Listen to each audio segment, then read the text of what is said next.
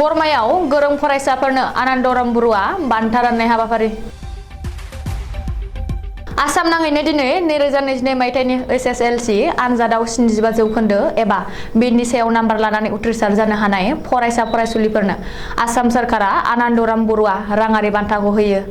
गुबुन गुबुन जिल्लायाव बे बान्था राननाय हाबाफारिखौ बानजायनाय बादिनो बाक्सा जिल्ला बरमा फरायसालिमानि अडिटोरियाम हलाव जिल्ला खुंथाय आरो सेकेन्डारि सोलोंथाइ बिफाननि खौसे बानजायनायाव बाक्सा जिल्लानि सिङाव गासै 351 सा फरायसाफोरनो गांसे फोरमान बिलाइजों लोगोसे 16,000 राङारि बान्थाखौ होनाय जायो। बे बान्था राननाय हाबाफारियाव गाहाय आलासि महरै बाहागो लायो आसामनि केबिनेट मन्थ्रि आरो बावैसो बाक्सा जिल्लानि गार्जेन मिनिस्टार महरै बिबान मोननाय नन्दिता गार'लसाया। बे बान्था राननाय हाबाफारियाव नुजाथिबावो बाक्सा जिल्लानि जिल्ला बेंगिरि मासान्दा मेगदालिन पार्टिन, बिटिसिनि आयेन आफादनि बुंथिगिरि काथिराम बर', जुनार बिफाननि मावफुं सोद्रोमा राकेश ब्रह्म, आबाद बिफाननि मावफुं सोद्रोमा कनसायाम दासा।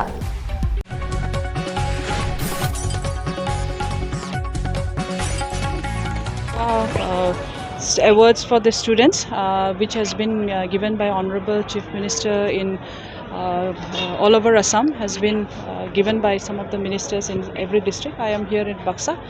Buxa students 351 total number of students. So it was a ceremonial distribution, and then we hope that in the coming year there will be more students who will be getting this type of award. But I would also like to say that those students who did not get this award, don't get dejected. Study more, study hard, work hard, and then you will always be successful in life. As Guardian Minister, today you visit Buxa. What are your feelings about? This is my responsibility.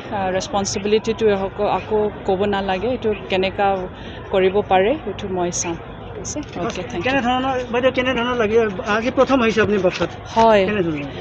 Buxa is a district which I had not seen earlier.